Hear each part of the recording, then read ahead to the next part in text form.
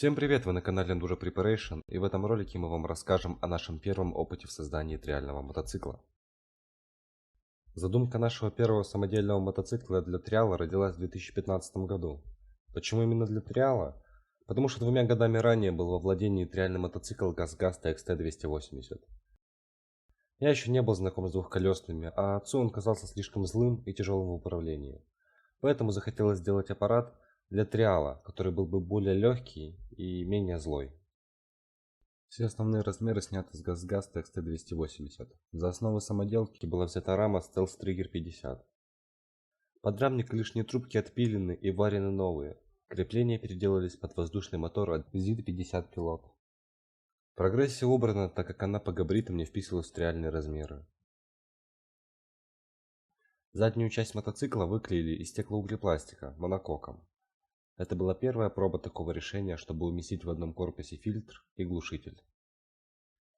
Такая компоновка настолько понравилась, что в дальнейшем схема неоднократно была использована в создании других мотоциклов. Схема монокок выходит очень жесткая, а масса меньше по сравнению с обычной схемой, когда на подрамник навешиваются отдельными элементами глушитель, фильтрбокс и прочая мелочевка. Кстати, увеличенный объем глушителя очень даже приятно чувствуется на слух. Бак объемом около 3 литров выклеен из стеклопластика. Резонатор на низа выкроен парами из частей выхлопа Derby и железа 0,8 мм от старого холодильника. Накладка декоративная и шумопоглощающая из стеклопластика с наружным декоративным карбоновым слоем. Вилка, как и колеса, стандартные от Stealth Trigger 50. Хоть мотоцикл и ориентировался на геометрию фирменного триальника, так как использовалась часть рамы эндуро мопеда, мод вышел более громоздким, высоким по седлу и тяжелым. Мощности мотора вполне хватало, но масса и высота сказывались в другом. Перемещать его в пространстве так же тяжело, как и фирменный триальник начала 2000-х, так как масса вышла примерно такая же, около 80 кг. Также подвеска явно не дотягивала до триальной. Демпфирования и мягкости слишком много.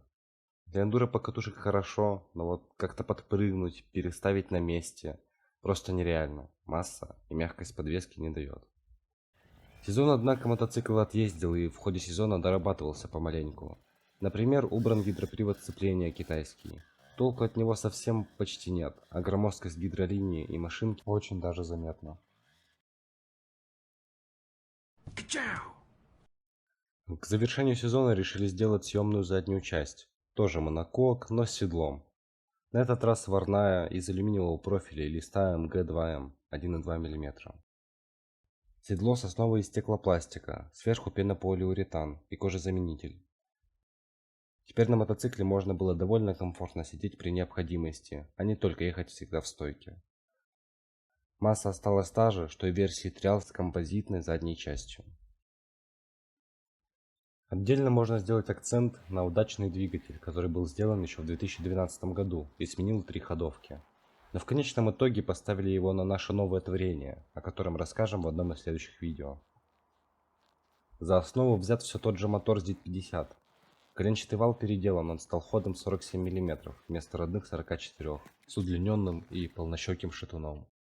Гильзы и поршень самодельные диаметром 50 мм, что дает объем мотора 92 кубика.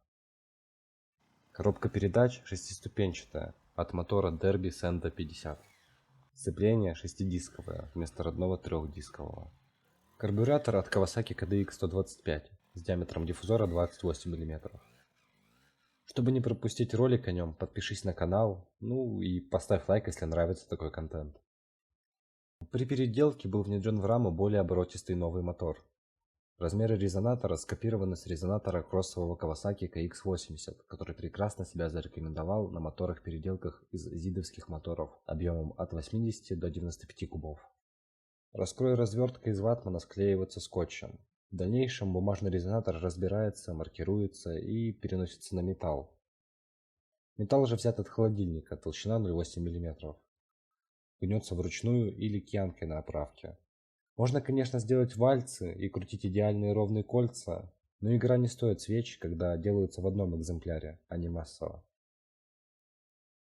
Новый бак увеличенного эндурного объема около 6 литров сделан по пеноплексовому болвану.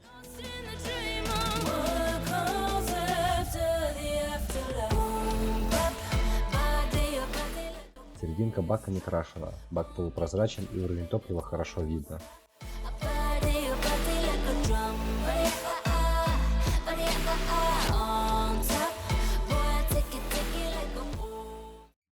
Сделан алюминиевый буксатор с резьбой внутри. Такая конструкция намного эстетичнее, чем с длинной шпилькой, и есть выигрыш по массе. Монтировать же тоже удобно. Вместо короткого болта шестигранником вкручивается любой длинный, и колесо бортируется как обычно, с привычным буксатором. После накачки колеса длинный болт выкручивается, вкручивается короткий и затягивается. Что касается впечатления от езды и сравнений с другими аппаратами. Как триальник, конечно, чувствуется, что это не настоящий триальник. Другая покрышка низкопрофильная, мощности меньше, посадка чуть другая, подвеска мягче, чем нужно. А так, все супер. Думаю, он был бы идеальным мотоциклом для первых шагов в триале. Если сравнивать общее передаточное на первой передаче на нем и на Husqvarna 125, то на 10 полных оборотов двигателя колесо Husqvarna проходит путь в 58 см, а колесо нашего мотоцикла на тех же 10 оборотах проходит 54 см. Таким образом, придаточное число почти одинаковое. Если обороты мотора Trail Enduro будут немного выше, чем на Husqvarna, то максимальная скорость будет одинаковая. Получившаяся версия не похожа на большой эндурный мотоцикл. По седлу она намного ниже, чем KTM Freeride, ниже, чем Kawasaki Super Sherpa 250. Он идеально подойдет людям невысокого роста.